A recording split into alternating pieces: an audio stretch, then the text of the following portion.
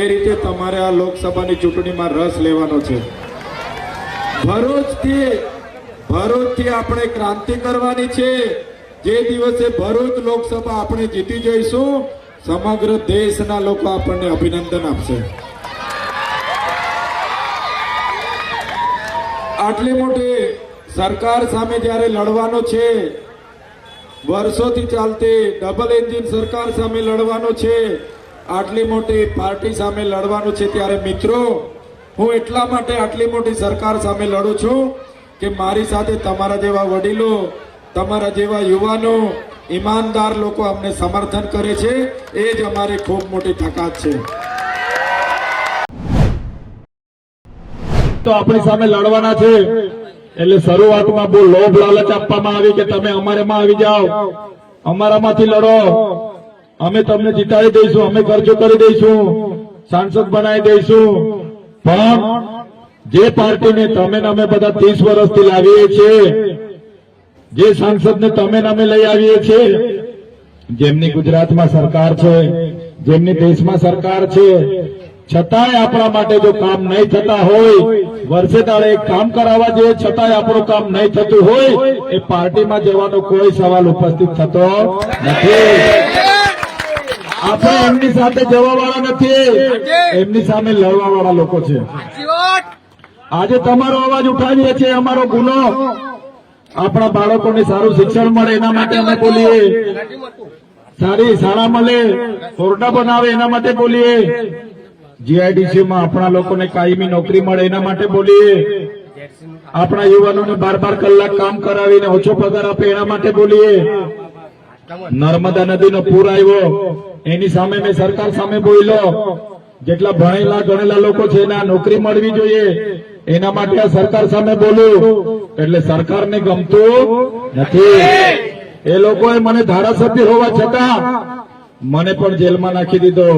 હદ તો તારે થઈ કે મારા ધર્મપત્નીને પણ લઈ ગયા, મારી બહેનોને પણ લઈ ગયા, બહેનોના જમાઈઓને પણ પૂરી દીધા, મારા પીએને પણ પૂરી દીધા, અને પછી હદ એટલી બધી થઈ કે અમારા પર દબાણ લાવ્યા કે તમે આવી જાવ છો કે તમારું કેરિયર અમે પૂરું કરી દઈએ। લોકોની સુવિધા માટે લડીએ છીએ। તમે મારા વિડીયો જોતા હશો, જોવ છો ને બધા? ગુજરાતમાં 182 ધારાસભ્ય છે। કેટલા? 182। પણ બીજાને કોઈ ઓળખતું નથી। મને એટલા માટે તમે ઓળખો છો કેમ કે મારું કામ બોલે છે, કામ। બરાબર છે ને? આજે આખું ગુજરાત ચૈતરભાઈને જો ઓળખતું હોય તો ચૈતરભાઈનું કામ બોલે છે, એટલે લોકો ઓળખે છે। આજે કોંગ્રેસે પણ ભરૂચ લોકસભામાં કોંગ્રેસના રાષ્ટ્રીય નેતાઓએ કીધું, પ્રદેશના નેતાઓએ કીધું, ભરૂચના નેતાઓએ કહી દીધું કે ભરૂચ લોકસભા જો ચૈતરભાઈ લડતા હોય તો આપણે બધાએ ઉમેદવાર નથી રાખવાનો, પણ આપણે ચૈતરભાઈને જીતાડવાના છે। એ કોંગ્રેસના નેતાઓને પણ હું અભિનંદન આપું છું કે અમારા પર આટલો મોટો ભરોસો કર્યો છે। એટલા માટે આજે કોંગ્રેસના આગેવાનો પણ આપણા માટે મહેનત કરી રહેલા છે।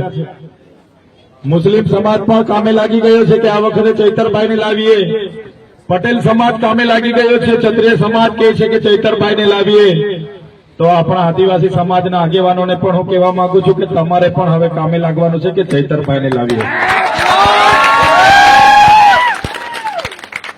દિવાળી પહેલા મેં કીધું કે આ વખતે બધા લોકો મને ફોન કરીને કહે છે કે તમારે લોકસભા લડવાની છે, એટલે હું લોકસભા લડવાનો છું। જેવું ચાલુ પાર્ટીને ખબર પડી, સરકારને ખબર પડી કે ચૈતરભાઈ તો આપણી સામે લડવાના છે, એટલે શરૂઆતમાં બહુ લોભ લાલચ આપવામાં આવી કે તમે અમારામાં આવી જાઓ, અમારામાંથી લડો, અમે તમને જીતાડી દઈશું, અમે ખર્ચો કરી દઈશું, સાંસદ બનાવી દઈશું। પણ જે પાર્ટીને તમે અમે બધા 30 વર્ષથી લાવીએ છીએ, જે સાંસદને તમે અમે લઈ આવીએ છીએ, જેમની ગુજરાતમાં સરકાર છે, જેમની દેશમાં સરકાર છે, છતાંય આપણા માટે જો કામ નહીં થતા હોય, વર્ષે દાડે એક કામ કરાવવા જોઈએ, છતાંય આપણું કામ નહીં થતું હોય, એ પાર્ટીમાં જવાનો કોઈ સવાલ ઉપસ્થિત થતો નથી। આપણે એમની સાથે જવા વાળા નથી, એમની સામે લડવા વાળા લોકો છે. આજે તમારો અવાજ ઉઠાવીએ છીએ, અમારો ગુનો આપણા બાળકોને સારું શિક્ષણ મળે એના માટે અમે બોલીએ, સારી શાળા મળે, ઓરડા બનાવે એના માટે બોલીએ, જીઆઈડીસી માં આપણા લોકોને કાયમી નોકરી મળે એના માટે બોલીએ, આપણા યુવાનોને 12 કલાક કામ કરાવીને ઓછો પગાર આપે એના માટે બોલીએ. નર્મદા નદીનો પૂર આવ્યો એની સામે મેં સરકાર સામે બોલ્યો, જેટલા ભણેલા ગણેલા લોકો છે એને આ નોકરી મળવી જોઈએ એના માટે આ સરકાર સામે બોલું. એટલે સરકારને ગમતું નથી. એ લોકોએ મને ધારાસભ્ય હોવા છતાં મને પણ જેલમાં નાખી દીધો. હદ તો તારે થઈ કે મારા ધર્મપત્નીને પણ લઈ ગયા, મારી બહેનોને પણ લઈ ગયા, બહેનોના જમાઈઓને પણ પૂરી દીધા, મારા પીએને પણ પૂરી દીધા. અને પછી હદ એટલી બધી થઈ કે અમારા પર દબાણ લાવ્યા કે તમે આવી જાવ છો કે તમારું કેરિયર અમે પૂરું કરી દઈએ. પણ તમારા બધાના આશીર્વાદ છે, તમારો બધાનો સાથ સહકાર છે. એ લોકોને અમે કીધું આવી કેટલી પણ જેલો કરાવશો પણ અમે તમારી સાથે આવવા વાળા નથી. ત્યારે ભાજપના સામેના ઘણા લોકો મીડિયા વાળાને ઇન્ટરવ્યુ આપતા આપતા ખુશ થયા કરતા હતા કે ચૈતરભાઈ જેલમાં છે.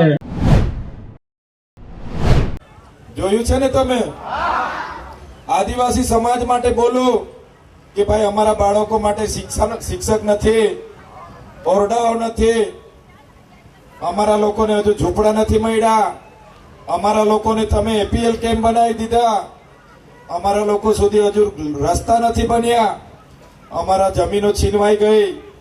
જ્યારે આ સરકાર સામે અમે બોલીએ ત્યારે આ સરકારને ગમતું નથી. એ સરકારે પહેલા તો અમને લોભામણી લાલચો આપી કે ભાઈ તમે શું કામ બોલો છો, તમે અમારી સાથે આવો, તમે અમારામાંથી લડો. પછી સામ દામ દંડ ભેદ નીતિ અપનાવવા લાગ્યા. આપણે છતાં એ લોકો સાથે નથી ગયા. અને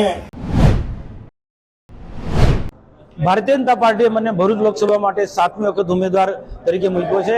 હું ભારતીય જનતા પાર્ટીના શીર્ષ નેતૃત્વ આદરણીય નરેન્દ્રભાઈ મોદી સાહેબ, માનનીય અમિત શાહ સાહેબ, રાષ્ટ્રીય અધ્યક્ષ નડ્ડાજી અને પ્રદેશ અધ્યક્ષ સી આર પાટીલ સાહેબ અને સંગઠન મહામંત્રી રત્નાકરજી અને જિલ્લાનું સંગઠન અને અમારા જિલ્લાના ધારાસભ્યોનો હું ખૂબ ખૂબ આભાર માનું છું. અને 7મી વખત અમે આ બધા જ મિત્રોના સહયોગથી, સંગઠનના તાકાતથી અને અમે સરકારના કરેલા કામોના આધારે આ 7મી વખત પણ અમે ભરૂચ લોકસભા જીતીશું અને 5 લાખના વોટથી અમે જીતીશું. અને મને સંપૂર્ણ પ્રમાણે વિશ્વાસ છે. અને 7મી વખત ભારતીય જનતા પાર્ટીએ મારામાં જ્યારે જબરદસ્ત મોટો વિશ્વાસ મૂક્યો છે તો એને ધ્યાનમાં રાખીને હું પૂરી તાકાતથી ચૂંટાયા પછી પણ પ્રજાના કામો